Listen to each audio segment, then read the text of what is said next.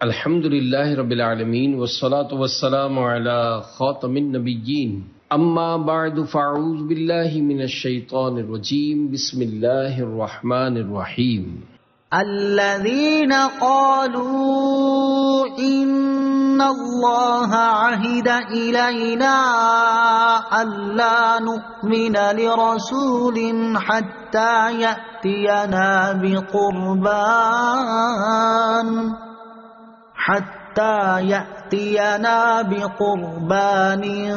تأكله النار قل قد جاءكم رسل من قبلي بالبينات وبالذي قلتم فلم قتلتموهم إن كنتم صادقين۔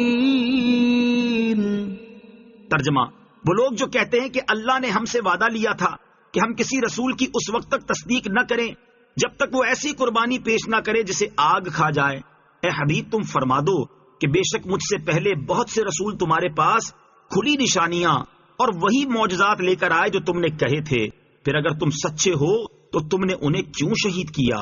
الذین قالوا، وہ جو کہتے ہیں۔ اس آیت کا شان نزول یہ ہے کہ یہودیوں کی ایک جماعت نے سرکار مدینہ صلی اللہ تعالی علیہ وسلم سے کہا تھا کہ ہم سے توریت میں عہد لیا گیا ہے کہ نبوت کا دعویٰ کرنے والا جو شخص ایسی قربانی پیش نہ کر سکے جسے آسمان سے سفید آگ اتر کر کھائے، اس پر ہم ہرگز ایمان نہ لائیں۔ اس پر یہ آیت نازل ہوئی اور ان کے اس خالص جھوٹ اور بہتان کو باطل قرار دیا گیا، کیونکہ اس شرط کا توریت میں نام و نشان بھی نہیں ہے، اور ظاہر ہے کہ نبی کی تصدیق کے لیے معجزہ کافی ہے، خواہ وہ کوئی بھی ہو۔ جب نبی نے کوئی معجزہ دکھا دیا تو اس کے سچا ہونے پر دلیل قائم ہو گئی، اب اس کی تصدیق کرنا اور اس کی نبوت کو ماننا لازم ہو گیا۔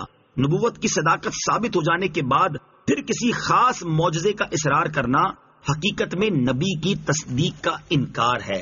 پھر یہ بات بھی بیان فرما دی کہ گزشتہ انبیاء علیہ الصلوۃ والسلام بعض اوقات وہی معجزات لے کر آئے جس کا تم نے ان سے مطالبہ کیا، جیسے بعض انبیاء علیہ الصلوۃ والسلام نے قربانی والا معجزہ بھی دکھا دیا، لیکن اس کے باوجود تم نے انہیں نہ مانا، بلکہ بہت سے انبیاء علیہ الصلوۃ والسلام کو شہید کر دیا۔ اگر تم سچے تھے تو ان کو کیوں شہید کیا؟ تمہارا سابقہ کردار اس بات کی گواہی دیتا ہے کہ تمہارا مقصد صرف ہیلے بہانے کر کے اسلام قبول کرنے سے بچنا اور اپنے جاہلوں کو ورغلانا ہے، ورنہ دلیل نام کی کوئی چیز تمہارے پاس نہیں۔ ایک اہم نقطہ، اوپر کی پوری گفتگو سے ایک بہت مفید بات سامنے آتی ہے کہ جب کوئی چیز کسی معقول دلیل سے ثابت ہو جائے تو اسے مان لینا لازم ہے۔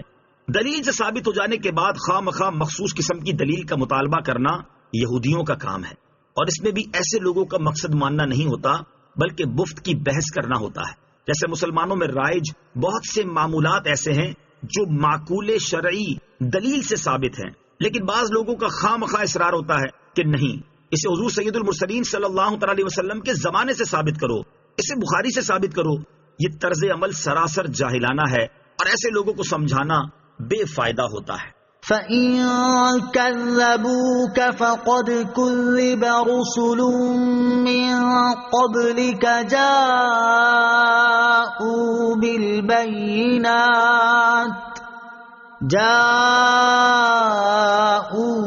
بِالْبَيِّنَاتِ وَالزُّبُرِ وَالْكِتَابِ الْمُنِيرِ۔ ترجمہ: تو اے حبیب اگر وہ تمہاری تکذیب کرتے ہیں تو تم سے پہلے رسولوں کی بھی تکذیب کی گئی ہے جو صاف نشانیاں اور صحیفے اور روشن کتاب لے کر آئے تھے۔ فَإِن كَذَّبُوكَ، تو اگر وہ تمہاری تکذیب کرتے ہیں، یہاں حضور پرنور صلی اللہ تعالی علیہ وسلم کو تسلی دی جا رہی ہے، کیونکہ جب کوئی حق پر ہو اور اس کی حقانیت سورج سے زیادہ روشن ہو لیکن پھر بھی ایک گروہ اسے جھٹلائے اور اس کی حقانیت تسلیم نہ کرے تو اسے قلبی رنج ضرور ہوتا ہے، اور رسول اکرم صلی اللہ تعالی علیہ وسلم چونکہ اللہ تعالیٰ کے حبیب ہیں اس لیے اللہ تعالیٰ قرآن میں بار بار سرکار دو عالم صلی اللہ تعالی علیہ وسلم کو تسلی دیتا ہے۔ چنانچہ یہاں بھی اسی کا بیان ہوا اور فرمایا گیا کہ اے حبیب صلی اللہ تعالی علیہ وسلم اگر یہ کفار تمہاری تکذیب کرتے ہیں تو آپ علیہ الصلوۃ والسلام غمزدہ نہ ہوں، کیونکہ آپ علیہ الصلوۃ والسلام سے پہلے رسولوں کی بھی تکذیب کی گئی ہے جو صاف نشانیاں، صحیفے اور روشن کتاب لے کر آئے تھے۔ آپ علیہ الصلوۃ والسلام بھی ان کی طرح صبر و استقامت سے تبلیغ دین فرماتے رہیں۔ كل نفس ذائقة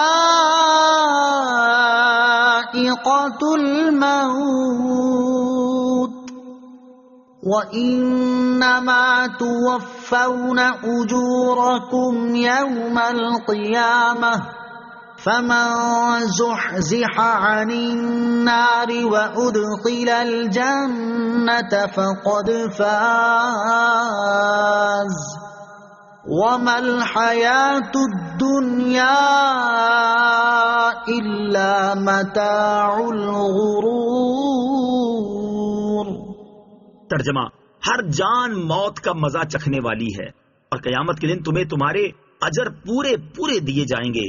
تو جسے آگ سے بچا لیا گیا اور جنت میں داخل کر دیا گیا تو وہ کامیاب ہو گیا، اور دنیا کی زندگی تو صرف دھوکے کا سامان ہے۔ کل نفس ذائقۃ الموت، ہر جان موت کا مزہ چکھنے والی ہے، یعنی انسان ہو یا جن یا فرشتہ۔ غرض یہ کہ اللہ عز و جل کے سوا ہر زندہ کو موت آنی ہے اور ہر چیز فانی ہے۔ موت کی یاد اور اس کے بعد کی تیاری کی ترغیب۔ اس آیت سے معلوم ہوا کہ اللہ تعالیٰ نے ہر جاندار پر موت مقرر فرما دی ہے، اور اس سے کسی کو چھٹکارا ملے گا اور نہ کوئی اس سے بھاگ کر کہیں جا سکے گا۔ موت روح کے جسم سے جدا ہونے کا نام ہے، اور یہ جدائی انتہائی سخت تکلیف اور اذیت کے ساتھ ہوگی، اور اس کی تکلیف دنیا میں بندے کو پہنچنے والی تمام تکلیفوں سے سخت تر ہوگی۔ موت اور اس کی سختی کے بارے میں اللہ تبارک و تعالیٰ ارشاد فرماتا ہے، وَجَاءَتْ سَكْرَةُ الْمَوْتِ بِالْحَقِّ ذَلِكَ مَا كُنْتَ مِنْهُ تَحِيدُ۔ ترجمہ، اور موت کی سختی حق کے ساتھ آ گئی۔ اس وقت کہا جاتا ہے یہ وہ موت ہے جس سے تو بھاگتا تھا۔ حضرت عمر رضی اللہ تعالی عنہ نے حضرت کعب احبار رضی اللہ تعالی عنہ سے فرمایا، اے کعب ہمیں موت کے بارے میں بتائیے۔ حضرت کعب رضی اللہ تعالی عنہ نے عرض کی، اے امیر المومنین رضی اللہ تعالی عنہ، موت ایک ایسی کانٹے دار ٹہنی کی طرح ہے جسے کسی آدمی کے پیٹ میں داخل کیا جائے اور اس کا ہر کانٹا ایک ایک رگ میں پیوست ہو جائے، پھر کوئی طاقتور شخص اس ٹہنی کو اپنی پوری قوت سے کھینچے تو اس ٹہنی کی زد میں آنے والی ہر چیز کٹ جائے، اور جو زد میں نہ آئے وہ بچ جائے۔ حضرت شداد بن اوس رضی اللہ تعالیٰ عنہ فرماتے ہیں، مومن پر دنیا اور آخرت کا کوئی خوف موت سے بڑھ کر نہیں۔ یہ خوف آروں سے چیرنے، کینچیوں سے کاٹنے اور ہانڈیوں میں ابالنے سے بھی زیادہ سخت ہے۔ اگر کوئی میت قبر سے نکل کر دنیا والوں کو موت کی سختیاں بتا دے تو وہ نہ زندگی سے نفع اٹھا سکیں گے اور نہ نیند سے لذت حاصل کر سکیں گے۔ مروی ہے کہ جب حضرت ابراہیم علیہ السلام کا وصال ہوا تو اللہ تعالیٰ نے ان سے فرمایا کہ اے میرے خلیل علیہ السلام، تم نے موت کو کیسا پایا؟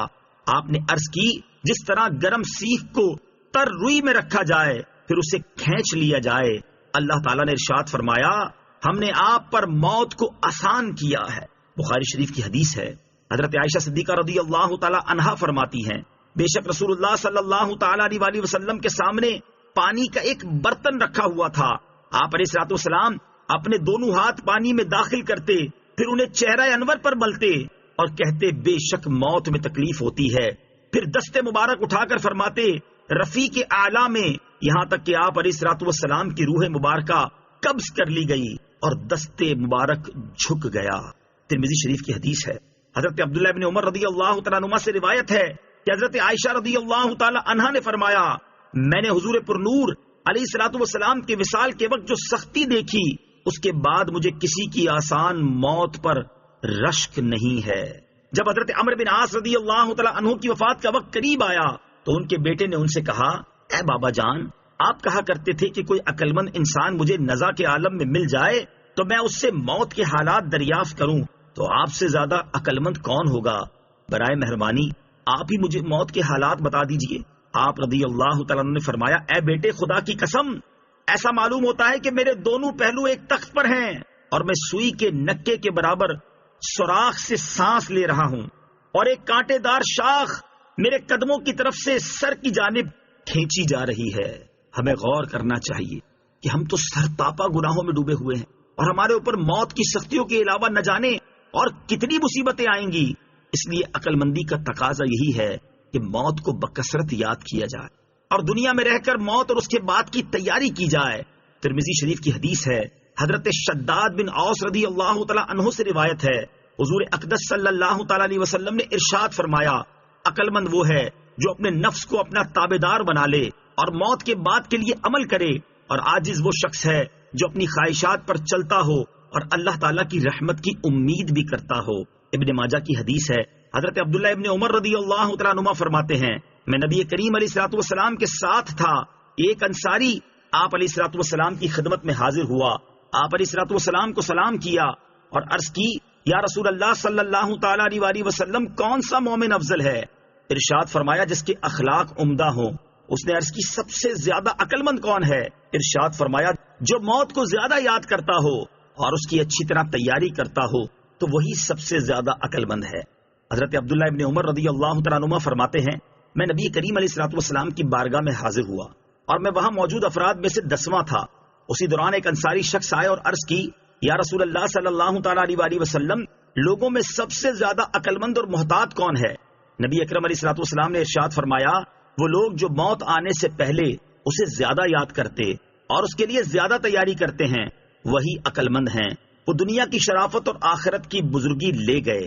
صدر الشریعہ مفتی امجد علی اعظمی رحمت اللہ تعالی موت کی یاد اور اس کے بعد کی تیاری کی ترغیب دیتے ہوئے فرماتے ہیں، جب اس دار فنا سے ایک نہ ایک دن کوچ کرنا ہی ہے تو عقل مند انسان کو چاہیے کہ وہاں کی تیاری کرے جہاں ہمیشہ رہنا ہے۔ بخاری شریف کی حدیث، تاجدار رسالت صلی اللہ تعالی علیہ وسلم نے حضرت عبداللہ ابن عمر رضی اللہ تعالیٰ عنہما سے فرمایا، دنیا میں ایسے رہو جیسے مسافر بلکہ راہ چلتا۔ تو مسافر جس طرح ایک اجنبی شخص ہوتا ہے اور راہگیر راستے کے کھیل تماشوں میں نہیں لگتا کہ منزل مقصود تک پہنچنے میں ناکامی ہوگی، اسی طرح مسلمان کو چاہیے کہ دنیا اور اس کی رنگینیوں میں نہ پھنسے اور نہ ایسے تعلقات پیدا کرے کہ مقصود اصلی حاصل کرنے میں آڑے آئیں، اور موت کو کثرت سے یاد کرے کہ دنیا اور اس کی لذتوں میں مشغول ہونے سے روکے گی۔ حدیث میں ہے، لذتوں کو توڑ دینے والی موت کو کثرت سے یاد کرو، مگر کسی مصیبت پر موت کی آرزو نہ کرے کہ حدیث میں اس کی ممانعت آئی ہے، اور ناچار کرنی ہی پڑے تو یوں کہے، یا اللہ مجھے زندہ رکھ جب تک میری زندگی میرے لیے بہتر ہو، اور موت دے جب میرے لیے بہتر ہو۔ یوں ہی مسلمان کو چاہیے کہ اللہ تعالیٰ سے نیک گمان رکھے اور اس کی رحمت کا امیدوار رہے۔ نبی اکرم علیہ الصلوۃ والسلام ایک نوجوان کے پاس اس حال میں تشریف لے گئے کہ وہ مرنے کے قریب تھا۔ ارشاد فرمایا، تو اپنے آپ کو کس حال میں پاتا ہے؟ عرض کی، یا رسول اللہ صلی اللہ تعالی علیہ وسلم، اللہ تعالیٰ سے امید ہے اور اپنے گناہوں سے ڈر۔ ارشاد فرمایا، یہ دونوں خوف اور امید اس موقع پر جس بندے کے دل میں ہوں گے، اللہ تعالیٰ اسے وہ دے گا جس کی امید رکھتا ہو، اور اس سے امن میں رکھے گا جس سے خوف کرتا ہے۔ یاد رکھیے، روح قبض ہونے کا وقت بہت ہی سخت وقت ہے کہ اسی پر سارے اعمال کا دار و مدار ہے، بلکہ ایمان کے اخروی نتائج اسی پر مرتب ہوں گے کہ اعتبار خاتمے ہی کا ہے، اور شیطان لعین ایمان لینے کی فکر میں ہے، جس کو اللہ تعالیٰ اس کے مکر و فریب سے بچائے اور ایمان پر خاتمہ نصیب فرمائے، وہی مراد کو پہنچا۔ اللہ تعالیٰ سے دعا ہے کہ اپنے پیارے حبیب صلی اللہ تعالی علیہ وسلم کے طفیل ہم سب کا خاتمہ اچھا فرمائے اور ہم پر موت کی سختیاں آسان فرمائے۔ وَإِنَّمَا تُوَفَّوْنَ أُجُورَكُمْ يَوْمَ الْقِيَامَةِ، اور قیامت کے دن تمہیں تمہارے اجر پورے پورے دیے جائیں گے۔ ارشاد فرمایا کہ تمہارے اچھے برے اعمال کی جزا قیامت کے دن تمہیں پوری پوری دی جائے گی۔ اس دن جسے جہنم کی آگ سے بچا لیا گیا اور اس سے نجات دے کر جنت میں داخل کر دیا گیا، اسی نے حقیقی کامیابی حاصل کی۔ یاد رہے کہ برے اعمال کی وجہ سے دنیا میں جو عذاب آتا ہے یا مرنے کے بعد قبر میں جو عذاب ہوتا ہے، یوں ہی نیک اعمال پر قبر میں جو راحتیں نصیب ہوتی ہیں، یہ اعمال کی پوری جزا نہیں بلکہ آخرت میں ملنے والی جزا کا ایک نمونہ ہے، جبکہ اعمال کی پوری جزا قیامت کے دن ہی ملے گی۔ حقیقی کامیابی کیا ہے؟ اس آیت سے معلوم ہوا کہ قیامت میں حقیقی کامیابی یہ ہے کہ بندے کو جہنم سے نجات دے کر جنت میں داخل کر دیا جائے، جبکہ دنیا میں کامیابی فی نفسی ہی کامیابی تو ہے، لیکن اگر یہ کامیابی آخرت میں نقصان پہنچانے والی ہے تو حقیقت میں یہ خسارہ ہے، اور خصوصاً وہ لوگ کہ دنیا کی کامیابی کے لیے سب کچھ کریں اور آخرت کی کامیابی کے لیے کچھ نہ کریں، وہ تو یقیناً نقصان ہی میں ہیں۔ لہٰذا ہر مسلمان کو چاہیے کہ وہ ایسے اعمال کی طرف زیادہ توجہ دے اور ان کے لیے زیادہ کوشش کرے جن سے اسے حقیقی کامیابی نصیب ہو سکتی ہے، اور ان اعمال سے بچے جو اس کی حقیقی کامیابی کی راہ میں رکاوٹ بن سکتے ہیں۔ وَمَا الْحَيَاةُ الدُّنْيَا إِلَّا مَتَاعُ الْغُرُورِ، اور دنیا کی زندگی تو صرف دھوکے کا سامان ہے، یعنی دنیا کی لذتیں، اس کی خواہشات اور رعنائیاں صرف دھوکے کا سامان ہے، کیونکہ ان کا ظاہر تو بہت خوبصورت نظر آتا ہے لیکن ان کا باطن فساد سے بھرپور ہے۔ دنیا کی زندگی دھوکے کا سامان ہے۔ اس آیت سے معلوم ہوا کہ دنیا کی عیش و عشرت اور زیب و زینت اگرچہ کتنی ہی زیادہ ہو، یہ دھوکے کے سامان کے علاوہ کچھ نہیں، لہٰذا ہر انسان کو چاہیے کہ وہ دنیا کی رنگینیوں سے ہرگز دھوکہ نہ کھائے، ذلیل دنیا کو حاصل کرنے کے لیے اپنی قیمتی ترین آخرت کو ہرگز تباہ نہ کرے۔ اسی کی ترغیب دیتے ہوئے اللہ تبارک و تعالی ارشاد فرماتا ہے، يا أيها الناس اتقوا ربكم واخشوا يوما لا يجزي والد عن ولده ولا مولود هو جاز عن والده شيئا إن وعد الله حق فلا تغرنكم الحياة الدنيا ولا يغرنكم بالله الغرور۔ ترجمہ، اے لوگوں، اپنے رب سے ڈرو اور اس دن کا خوف کرو جس میں کوئی باپ اپنی اولاد کے کام نہ آئے گا اور نہ کوئی بچہ اپنے باپ کو کچھ نفع دینے والا ہوگا۔ بے شک اللہ کا وعدہ سچا ہے، تو دنیا کی زندگی ہرگز تمہیں دھوکہ نہ دے اور ہرگز بڑا دھوکہ دینے والا تمہیں اللہ کے علم پر دھوکے میں نہ ڈالے۔ اور حضرت ابو موسیٰ اشعری رضی اللہ تعالیٰ عنہ سے روایت ہے، سید المرسلین صلی اللہ تعالیٰ علیہ وسلم نے ارشاد فرمایا، جو شخص اپنی دنیا سے محبت کرتا ہے وہ اپنی آخرت کو نقصان پہنچا لیتا ہے، اور جو شخص اپنی آخرت سے محبت کرتا ہے تو وہ اپنی دنیا کو نقصان پہنچاتا ہے۔ لہٰذا تم فنا ہو جانے والی دنیا پر باقی رہنے والی آخرت کو ترجیح دو۔ امام محمد غزالی علیہ رحمۃ اللہ الوالی ایک بزرگ کے حوالے سے لکھتے ہیں کہ اے لوگو، اس فرصت کے وقت میں نیک عمل کر لو اور اللہ تعالیٰ سے ڈرتے رہو، امیدوں پر پھولے مت سماؤ اور اپنی موت کو نہ بھولو، دنیا کی طرف مائل نہ ہو جاؤ، بے شک یہ دھوکے باز ہے اور دھوکے کے ساتھ بن ٹھن کر تمہارے سامنے آتی ہے اور اپنی خواہشات کے ذریعے تمہیں فتنے میں ڈال دیتی ہے۔ دنیا اپنی پیروی کرنے والوں کے لیے اس طرح سجتی سورتی ہے جیسے دلہن سجتی ہے۔ دنیا نے اپنے کتنے ہی عاشقوں کو ہلاک کر دیا اور جنہوں نے اس سے اطمینان حاصل کرنا چاہا انہیں ذلیل و رسوا کر دیا۔ لہٰذا اسے حقیقت کی نگاہ سے دیکھو، کیونکہ یہ مصیبتوں سے بھرپور مقام ہے۔ اس کے خالق نے اس کی مذمت کی، اس کا نیا پرانا ہو جاتا ہے اور اسے چاہنے والا بھی مر جاتا ہے۔